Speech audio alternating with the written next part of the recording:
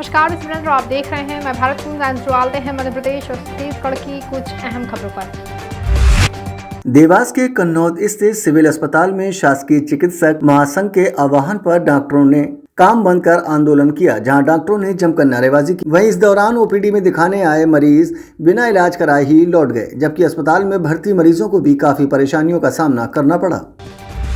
जगदलपुर बस्तर में कांग्रेसी नेता सुशील मौर्य और आईपीएस अफसर विकास कुमार के बीच कोतवाली में घटी हाथापाई की शिकायत सीएम हाउस तक जा पहुंची। सीएम बघेल ने खुद विधायक रेखचंद जैन को कॉल कर इस संबंध में जानकारी ली। वहीं विधायक ने भी पूरी जानकारी रखी और जांच करने की बात कही। सीएम ने इस पर कोई टिप्पणी नहीं की, लेकिन माना जा रहा है कि इसे लेकर सीएम ने भी नाराजगी जताई है और रिपोर्ट की जानकारी से अवगत कराने को कहा है। बताया जा रहा है कि घटना के बाद से कई कार्यकर्ता सुशील से हुई मारपीट को लेकर काफी नाराज है और उन्होंने जिला संगठन से इस पर कार्रवाई की मांग की।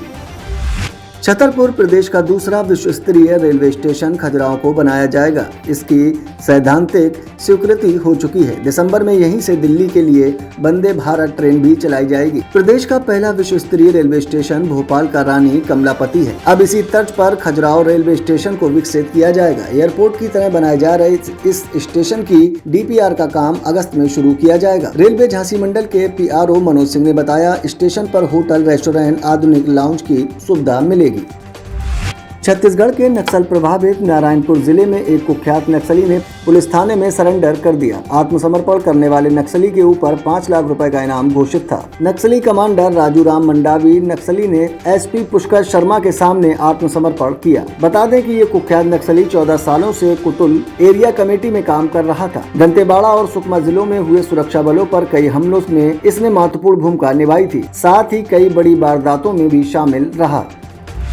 मध्य प्रदेश के सरकारी अस्पतालों में 10,000 से ज्यादा डॉक्टर अनिश्चितकालीन हड़ताल पर चले गए। वहीं प्रशासन मरीजों की सहूलियत के लिए वैकल्पिक इंतजाम करने में जुटा है। भोपाल संभागायुक्त माल सिंह और कलेक्टर आशीष सिंह स्वास्थ्य व्यवस्था को बेहतर ढंग से सुचारू बनाए रखने के लिए बुधवार सुबह से ही मोर्चा संभाल लिए। मरीजों के इलाज के लिए मुख्यमंत्री के निर्देश के मुताबिक हमीदिया अस्पताल में 150 निजी डॉक्टरों की व्यवस्था कर दी गई है। इसके अतिरिक्त चिरायु, आरकेडीएफ, जेके अस्पताल अतिरिक्त 1500 बेड की व्यवस्था की गई, जबकि आपात स्थिति में मरीजों को आवश्यकता होने पर निजी अस्पतालों में शिफ्ट किया जा सकेगा और उनका इलाज मध्य प्रदेश शासन निःशुल्क कराएगा।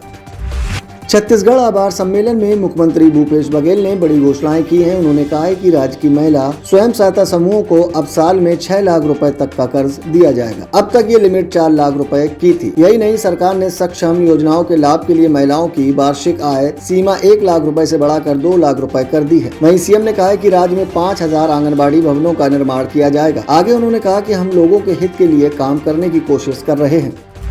छत्तीसगढ़ के राजनांदगांव में पुलिस इन दिनों काफी सक्रिय दिख रही है। अवैध शराब कारोबारियों पर लगातार कार्रवाई की जा रही है। इसी कड़ी में डोंगरगढ़ थाना क्षेत्र में पुलिस ने मुखबिर की सूचना पर अवैध शराब के ठिकानों छापेमारी की कार्रवाई की है, जहां पुलिस ने भारी मात्रा में अवैध शराब बरामद की है। इस दौरान पुलिस ने कई लोगों को गिरफ्तार कर उन पर एनडीपीएस एक्ट के तहत कार्रवाई की।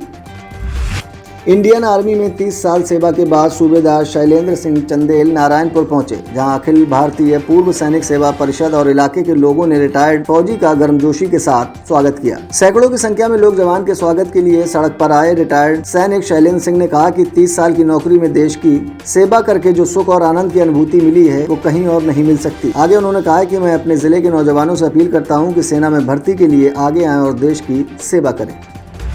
छत्तीसगढ़ के कांकेर में नक्सल प्रभावित पंखाजुर इलाके के गांव में दबंगों ने एक विधवा के परिवार का हुक्का पानी बंद कर दिया। उससे किसी भी तरह का लेन देन करने या फिर बात करने पर 2,000 रुपए जुर्माने का फरमान जारी किया है। महिला की गलती सिर्फ इतनी थी कि अचानक सड़क पर तबीयत खराब होने पर पहले से ही बहिष्कृत एक युवक ने उसे बाइक से घर तक छोड़ा था। फिलहाल महिला अपनी 2 बेटियों के साथ घर में कैद है। दबंगों ने उसे गाँव छोड़कर जाने को कहा है। परिवार ने इस संबंध में कलेक्टर से शिकायत की है।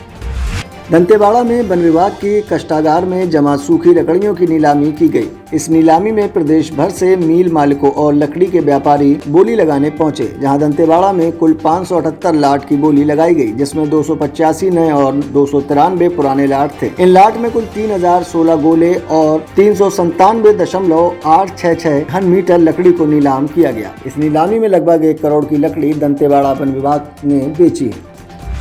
दंतेवाड़ा में बैलाडीला लौह अयस्क खदान को तो सभी जानते हैं, जो अपने लोहे के पहाड़ों की वजह से विश्व भर में प्रसिद्ध है। यहाँ लोहे की भरपूर मात्रा तो है, लेकिन पानी जमीन की गहराइयों में भी नहीं है। यही वजह है कि रंदुल के 18 वार्डों में पानी की समस्या बद से बदतर होती जा रही है। वहीं इस समस्या को लेकर मुख्यमंत्री से मित्तल कंपनी द्वारा पानी की व्यवस्था कराए जाने की मांग की है, जिसके बाद मुख्यमंत्री भूपेश बघेल ने तत्काल कार्रवाई करते हुए कलेक्टर नंदनवार को निर्देशित किया।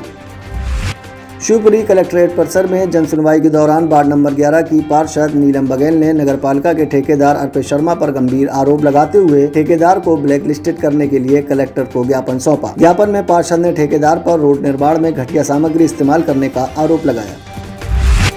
फिलहाल मध्य प्रदेश और छत्तीसगढ़ की बुलेटिन में बस इतना ही। आप देखते रहें माई भारत। सत्ता के वादों की जमीनी पड़ता, गरीबों पर कितना मेहरबान सरकार, बढ़ती महंगाई, बेरोजगारी के मुद्दों पर उठ रहे सवाल,